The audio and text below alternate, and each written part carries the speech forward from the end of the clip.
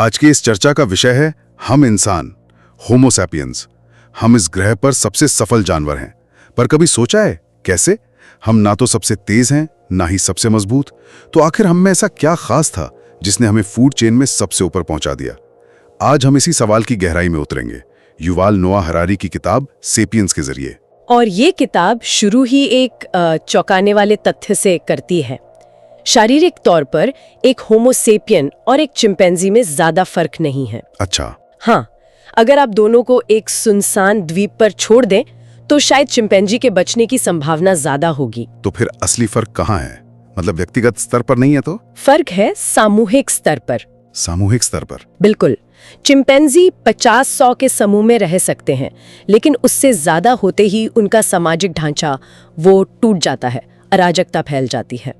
वहीं दूसरी तरफ सेपियंस हजारों, लाखों, यहाँ तक कि करोड़ों के समूह में भी सहयोग कर सकते हैं। शहर बनाना, व्यापारिक नेटवर्क चलाना, ये सब इसी क्षमता पर निर्भर करता है। और इस सहयोग का रहस्य क्या है? इसका रहस्य है एक बहुत ही अनोखी चीज जिसे हरारी मिथ्यकीय गोंद कहते हैं। मिथ्यकीय गोंद मतलब कहानियां? ये सुनने में तो बहुत मामूली लगता है।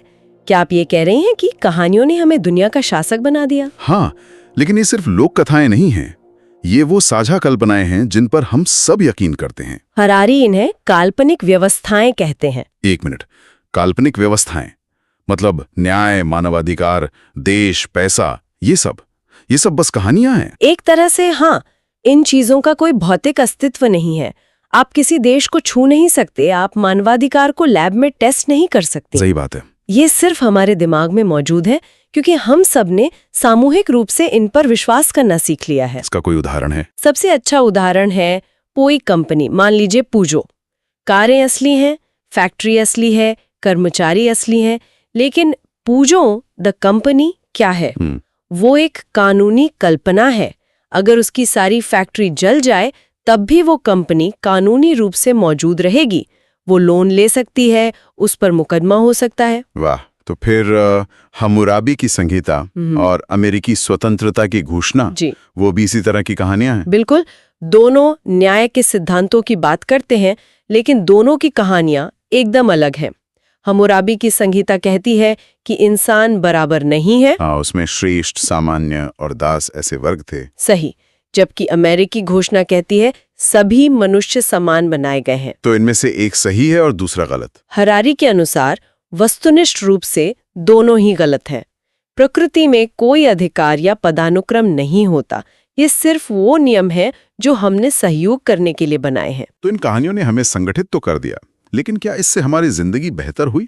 यहाँ किताब एक और चौंकाने वाला तर्क देती है, खासकर खेती की शुरुआत को लेकर। हाँ, कृषि क्रांति को अक्सर मानव जाति की सबसे बड़ी उपलब्धि माना जाता है, लेकिन हरारी इसे इतिहास का सबसे बड़ा धोखा कहते हैं। सबसे बड़ा धोखा? हाँ, ये एक विलासिता का जाल था। विलासिता का जाल? ये तो आज की दुनिया पर भी लागू होता है ना? जैसे ईमेल या स्मार्टफोन। बिल्कुल।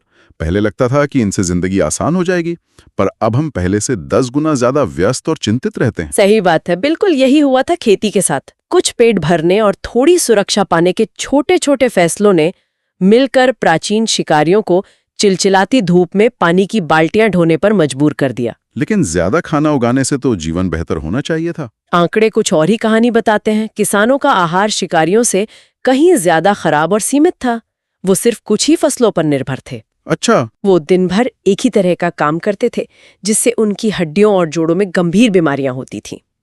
तो ज्यादा अनाज का मतलब था ज्यादा आबादी, लेकिन औसत व्यक्ति के लिए एक ज्यादा मुश्किल और छोटी जिंदगी। एक तरह से हमने गेहूं को नहीं पाला, बल्कि गेहूं ने हमें पालतू बना लिया। तो अब हमारे पास एक बड़ी अस्वस्थ आबादी है जो एक ही जगह टिकी हुई है। इन लाखों अजनबियों को एक साथ कैसे रखा गया? यहीं पर वो 3 महान एक ही करता आते हैं जिनकी बात किताब करती है, पैसा, साम्राज्य और धर्म। पैसे से शुरू करते हैं। ये अजीब नहीं है कि पूरी तरह से अलग संस्कृतियां जो किसी भी चीज पर सहमत नहीं होती, वो सोने जैसी एक पीली धातु पर विश्वास साझा करती हैं। ये पैसे की सबसे बुनियादी खासियत है। पैसा विश्वास का सबसे सार्वभौमिक और कुशल सिस्टम है। पर ये काम कैसे करता है? मतलब ये तो बस कागज का टुकड़ा या धातु है। ये इसलिए काम नहीं करता क्योंकि हम मानते हैं कि ये मूल्यवान है, बल्कि इसलिए कि हम मानते हैं कि दूसरे लोग मानते हैं कि ये मूल्यवान है। सच में। तो ये भी आपसी विश्वास की ही एक कहानी है। बिल्कुल। और दूसरा एकीकरण करता है साम्राज्य। साम्राज्य तो अक्सर बहुत क्रूर रहे हैं। हाँ, उन्होंने हिंसा, युद्ध और शोषण के जरिए संस्कृतियों को मिलाया, लेकिन उन्होंने विचार, तकनीक, कानून और भाषाएं भी फैलाईं। रोमन साम्राज्य के पतन के सदियों बाद भी यूरोप में लोग लैटिन से निकली भाषाएं बोलते रहे और रोमन कानूनों का पालन करते रहे। भारत इसका एक बेहतरीन उदाहरण है। हमारे सोर्स में भी इसका जिक्र है। लोकतंत्र, अंग्रेजी भाषा, रेलवे, यहाँ तक कि क्रिकेट। हाँ, ये सब हमें ब्रिटिश साम्राज्य से विरासत में मिला है। आज हम इन्हें अपनी पहचान का हिस्सा मानते हैं। ये तो है। और तीसरा एकीकरण करता है धर्म, जो इन सभी काल्पनिक व्यवस्थाओं को एक अलौकिक वैधता देता है। ये कहता है कि हमारे कानून इंसानों की सनक नहीं है, बल्कि ईश्वर का आदेश है। तो पैसा, साम्राज्य और धर्म ने मिलकर दुनिया को एक वैश्विक गांव की ओर धकेल दिया। लेकिन फिर पिछले 500 सालों में कुछ ऐसा हुआ जिसने दुनिया को पूरी तरह बदल दिया, वैज्ञानिक क्रांति। और यहाँ भी जो सबसे बड़ा बदलाव था, वो किसी खास खोज का नहीं, बल्कि एक मानसिकता का था। क्या मतलब? ये एक क्रांतिकारी विचार को स्वीकार करना था, हम नहीं जानते। आधुनिक विज्ञान लैटिन शब्द इग्नोरमस पर आधारित है। ये तो पारंपरिक ज्ञान प्रणालियों से बिल्कुल उल्टा है। पहले तो यही माना जाता था कि जो कुछ भी जानने लायक है वो पहले से ही महान ग्रंथों में लिखा हुआ है। सही कहा। और इसी अज्ञान की स्वीकृति ने यूरोपीय साम्राज्यवाद को एक नया आयाम दिया। क्रिस्टोफर कोलंबस एक मध्ययुगीन व्यक्ति थे। जब वे अमेरिका पहुंचे तो वे अपनी मौत तक यह मानने को तैयार नहीं थे कि उन्होंने एक नई दुनिया खोज ली है, क्योंकि बाइबल में इसका कोई जिक्र नहीं था। जबकि बाद के खोजकर्ता जैसे कैप्टन जेम्स कुक, वो पूरी तरह से अलग मानसिकता के थे। कैप्टन कुक अपने साथ वैज्ञानिकों की एक पूरी टीम लेकर गए थे। उनका मिशन खोज करना था। वो ये मानकर चले थे कि दुनिया के बारे में बहुत कुछ है जो वे नहीं जानते। और यहीं पर विज्ञान, साम्राज्य और पूंजीवाद का एक शक्तिशाली गठबंधन बना, है ना? हाँ, ये एक ऐसा चक्र था जिसने एक दूसरे को ताकत दी। विज्ञान ने साम्राज्यों को नई तकनीकें दी, साम्राज्यों ने वैज्ञानिकों को नई जगहों पर जाकर डेटा इकट्ठा करने के लिए पैसा और सुरक्षा दी। और इस पूरे उद्यम को पैसा दिया पूंजीवाद ने। बिल्कुल। पूंजीवाद का आधार ही भविष्य में विश्वास पर टिका है, यानी क्रेडिट। क्रेडिट का मतलब है कि भविष्य आज से बेहतर होगा, इस उम्मीद पर आज पैसा लगाना।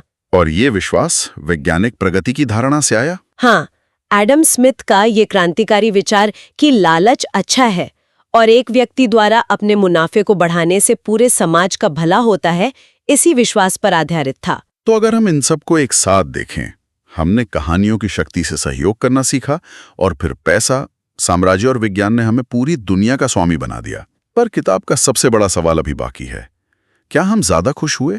ये एक बहुत ही जटिल सवाल है और इसका कोई आसान जवाब नहीं है। हरारी का तर्क है कि खुशी हमारी वस्तुनिष्ठ परिस्थितियों पर कम और हमारी उम्मीदों पर ज्यादा निर्भर करती है। मतलब आज हमारे पास पहले से कहीं ज्यादा सुविधाएं हैं, बेहतर स्वास्थ्य सेवा है, हमें तो ज्यादा खुश होना चाहिए। सोचकर देखिए, एक प्राचीन गांव का युवा खुद की तुलना गांव के 50 अन्य पुरुषों से करता था और शायद खुद को सुंदर महसूस करता था। आज का एक किशोर अपनी तुलना सोशल मीडिया पर मौजूद फिल्मी सितारों और सुपर मॉडल से करता है और हमेशा अपर्याप्त महसूस करता है। सही बात है।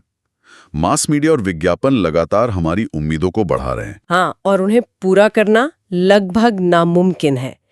तो हो सकता है कि मटीरियली हम बेहतर हुए हों, लेकिन मनोवैज्ञानिक रूप से हम ज्यादा तनाव में हैं। ये तो बहुत ही निराशाजनक तस्वीर है। तो इस पूरी यात्रा का अंत किस विचार के साथ होता है? किताब एक बहुत ही उत्तेजक और शायद डरावने विचार के साथ समाप्त होती है। ये कहती है कि 4 अरब सालों के प्राकृतिक चयन के बाद अब हम एक नए युग में प्रवेश कर रहे हैं। कौन सा युग? बुद्धिमान डिजाइन का युग। बुद्धिमान डिजाइन मतलब अब हम जीवन के नियमों को खुद लिख रहे हैं? हाँ, अब तक हम सिर्फ अपने पर्यावरण को बदलते आए हैं। अब हम खुद को बदलना शुरू कर रहे हैं। जैविक इंजीनियरिंग, साइबोर्ग इंजीनियरिंग, इनके माध्यम से। तो हम अपनी जीव विज्ञान की सीमाओं को तोड़ने की कगार पर हैं। हम शायद होमो सेपियंस के अंत के बहुत करीब हैं। होमो सेपियंस का अंत? भविष्य में हमारे उत्तराधिकारी हमसे उतने ही अलग हो सकते हैं जितने हम निएंडरथल से हैं। वे शायद ईश्वर तुल्य होंगे। वाह! प्राकृतिक चयन का खेल खत्म हो रहा है और अब डिजाइन का खेल शुरू होगा। तो हम श्रोताओं के लिए सवाल छोड़ते हैं। जब हमारे पास खुद को फिर से डिजाइन करने की शक्ति होगी तो हम क्या बनना चाहेंगे और हमें क्या चाहना चाहिए?